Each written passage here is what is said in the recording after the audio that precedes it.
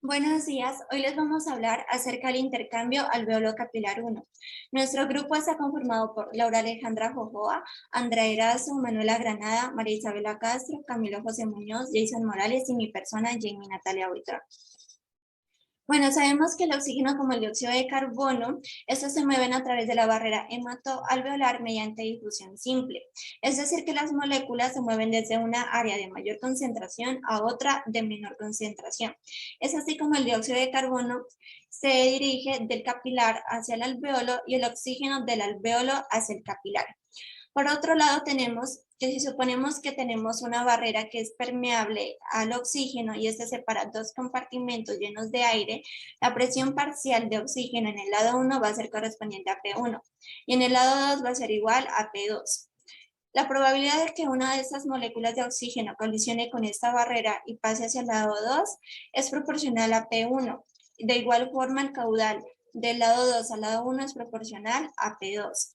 En cuanto al movimiento neto de oxígeno, vamos a tener que este es igual a la diferencia entre los dos caudales unidireccionales.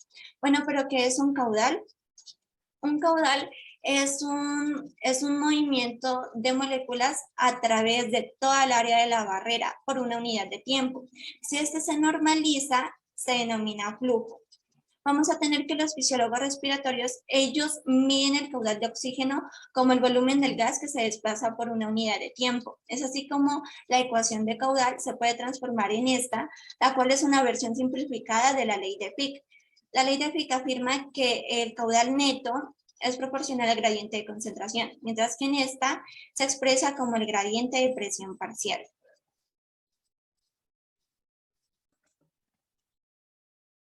Debemos tener en cuenta que la ley de Fick mencionada anteriormente se aplica para una barrera sencilla que separa dos compartimentos llenos de gas seco, mientras que para el intercambio alveolo capilar contamos con una barrera húmeda recubierta de una capa de agua por un lado que separa un volumen de aire húmedo de un volumen de plasma sanguíneo, por lo que debemos revisar cómo esas características aportan a la capacidad de difusión del pulmón. Tenemos dos propiedades del gas que aportan a la capacidad de difusión del pulmón, el peso molecular y la solubilidad en agua. Primero, el movimiento del gas disminuye si aumenta su peso molecular.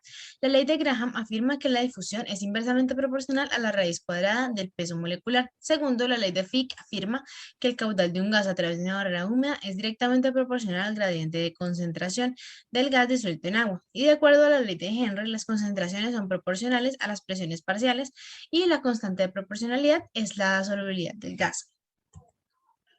Por otra parte, las propiedades de la barrera que aportan la capacidad de difusión del pulmón son el área y el grosor. El caudal neto de oxígeno es directamente proporcional al área de la barrera y describe la posibilidad de que una molécula de oxígeno choque contra esta. Por el contrario, el caudal neto es inversamente proporcional al grosor de la barrera, incluyendo la capa de agua. Cuanto más gruesa sea la barrera, menor será el gradiente de presión parcial del oxígeno a través de la barrera.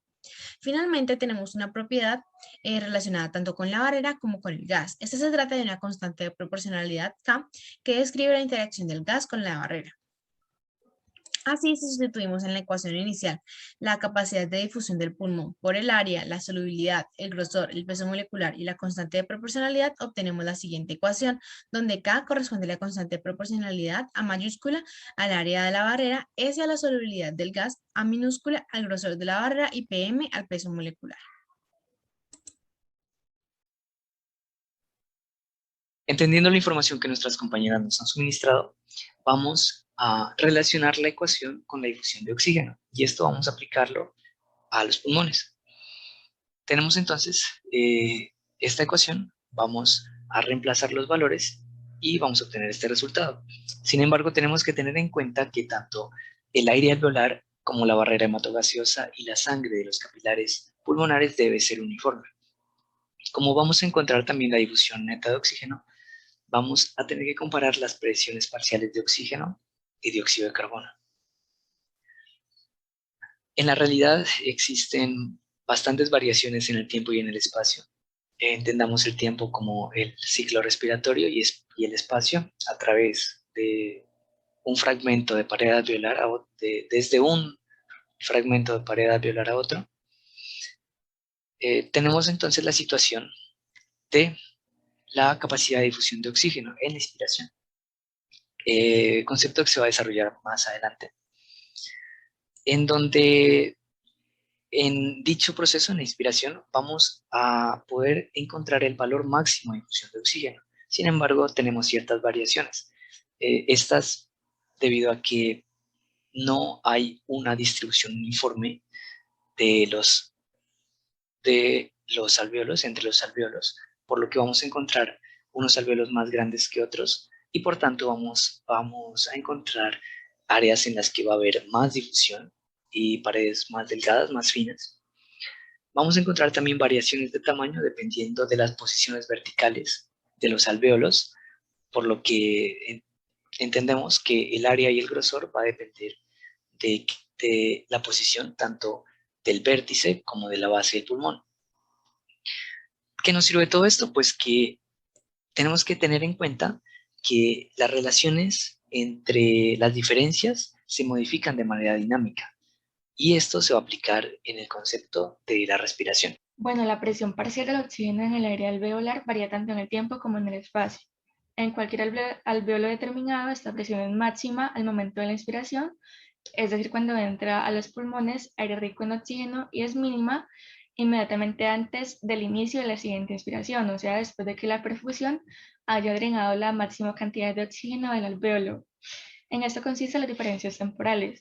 Las diferencias espaciales se pueden apreciar al observar que cuando una persona está de pie, esta presión es máxima cerca del vértice pulmonar y mínima cerca de la base, aunque igualmente hay algunos factores que hacen que la ventilación y por lo tanto la presión parcial del oxígeno varíe de unos alvéolos a otros, como las variaciones mecánicas en la resistencia de las vías respiratorias de conducción y en la distensibilidad de los alvéolos. Para la variación de la presión parcial capilar, pues a medida que la sangre fluye por el capilar en el sentido distal, la presión parcial del oxígeno capilar aumenta hasta llegar a ser igual que la presión parcial del oxígeno en el aire alveolar. Por lo tanto, la difusión de oxígeno es máxima al comienzo del capilar pulmonar y disminuye gradualmente hasta cero al avanzar a lo largo del capilar, aunque este perfil varía durante el ciclo respiratorio. Las complicaciones que se han presentado para la difusión de oxígeno también se aplican para la difusión del dióxido de carbono, y pues la complicación más importante es el cambio de la presión parcial del dióxido de carbono a lo largo del capilar pulmonar.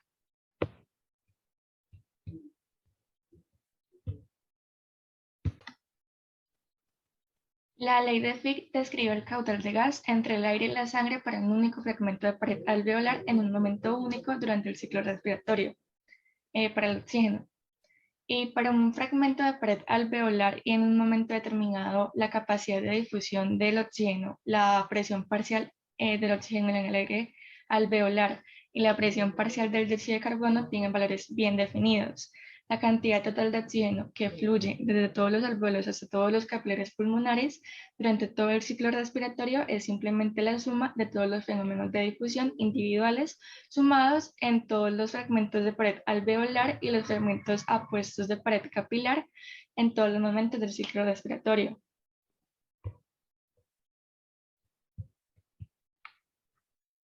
Bueno, sabemos que si bien la aplicación de la ley de Fick que se mencionó anteriormente describe la difusión de oxígeno del aire alveolar a los capilares, realmente no tiene mucho valor práctico para predecir la captación de oxígeno. Sin embargo, sí es posible calcular la captación de oxígeno que ya se ha producido mediante el uso del principio de Fick, pues este establece que la velocidad de captación en los pulmones es la diferencia entre la velocidad a la que sale el oxígeno por las venas pulmonares y la velocidad a la que entra por medio de las arterias pulmonares. Bueno, pues de este modo tenemos que la velocidad de salida es igual al producto del caudal sanguíneo, es decir, el gasto cardíaco y el contenido de oxígeno de la sangre venosa pulmonar, que sabemos que es prácticamente el mismo de la sangre arterial sistémica. Y bueno, por otra parte, ya la velocidad de llegada sería el producto del caudal sanguíneo y el contenido de oxígeno de la sangre arterial pulmonar, que es el mismo que el de la sangre venosa mixta, que ya viene claramente menos oxigenada. Bueno, y por último, en Boron nos ponen este ejemplo que dice que para un gasto cardíaco de 5 litros por minuto, un contenido de oxígeno arterial de 20 mililitros de oxígeno por decilitro de sangre y un contenido venoso de oxígeno de 15 mililitros por decilitro de sangre, la velocidad de captación de oxígeno por la sangre de los capilares sería de 250 mililitros de oxígeno por minuto. Pues es importante mencionar que cuando nos referimos a contenido de oxígeno, hablamos de la suma del oxígeno disuelto y el oxígeno unido a la hemoglobina. El caudal oxígeno, monóxido de carbono y dióxido de carbono entre el área alveolar y la sangre y la interacción de estos gases con los eritrocitos. Anteriormente hemos tratado el transporte de oxígeno como si estuviera implicada la difusión del gas a través de una barrera homogénea. Pero esta barrera es una estructura en 3 capas formada por una célula epitelial alveolar, una célula endotelial capilar y el espacio intersticial interpuesto que contiene matriz extracelular. La barrera es notable no solo por su impresionante área superficial y su delgadez, sino también por su resistencia que deriva principalmente del colágeno de tipo 4 de la lámina densa de la membrana basal, a menudo menor a 50 nanómetros dentro de la matriz extracelular. Bueno, se podría imaginar que a medida que el oxígeno difunde desde el área alveolar hasta la hemoglobina, Ahí dentro de un eritrocito, el oxígeno debe atravesar las conocidas 12 mini barreras discretas. Cada uno de estos 12 pasos está regido por una mini capacidad de difusión que denominaremos de 1 hasta de 12, como podemos observar aquí en la gráfica. Este transporte de oxígeno desde el aire alveolar hasta la hemoglobina, estas 12 constantes de difusión rigen 12 pasos fundamentales de difusión a través de una serie de estas 12 dichas barreras. Como primero tenemos el aire alveolar, que es la interfaz entre el aire alveolar y la capa de agua. La segunda pues es la capa de agua. De la 3 a la 5 tenemos las 2 membranas y el citoplasma del neumocito alveolar de tipo 1, es decir, la célula epitelial. En el número 6 tenemos el espacio intersticial que contiene la matriz extracelular. Del espacio 7 a la 9, las 2 membranas basales del citoplasma y la célula endotelial capilar. En la 10 tenemos lo que es el plasma sanguíneo, una fina capa de plasma sanguíneo, y de la 11 a la 12 tenemos la membrana del citoplasma del eritrocito. Cabe destacar que B pues describe la rapidez con que el oxígeno se une a la hemoglobina. Muchas gracias. Sabemos que D es análoga al recíproco de la resistencia. Por esto, podemos representar los 12 pasos de la difusión mediante 12 resistencias en serie. En este caso, tenemos que el inverso de la capacidad de difusión de la membrana es igual a la suma de los inversos de las mini capacidades de difusión, que en este caso son 12. También sabemos que el paso final para la mayor parte de los que entran en la sangre es la unión con la hemoglobina. Por eso tenemos que la tasa de captación de los por la hemoglobina es igual a teta, que es una constante que describe cuántos mililitros de oxígeno gaseoso se unen a la hemoglobina en un mililitro de sangre en cada minuto y para cada milímetro de mercurio de presión parcial, multiplicado por BC, que es el volumen de la sangre en los capilares pulmonares por VO2, que es la presión. Y entonces tendríamos que el producto de la multiplicación entre teta y BC tiene las mismas dimensiones que la capacidad de difusión de la membrana, y estos contribuyen a la capacidad de difusión total, por lo que tendríamos que el inverso de la capacidad de difusión sería igual al inverso de la capacidad de difusión de la membrana sumado al inverso de teta por BC. En el caso del oxígeno, el término correspondiente al inverso de teta por BC es aproximadamente el 5% del valor del inverso de dm. Para el CO2, tenemos que la capacidad de difusión depende aproximadamente por igual de los términos de dm y de teta por BC, y para el caso del CO2 tenemos que la capacidad de difusión es de 3 a 5 veces mayor que la del oxígeno. Pero también tenemos que tener en cuenta que el CO2 tiene una interacción más complicada con la hemoglobina.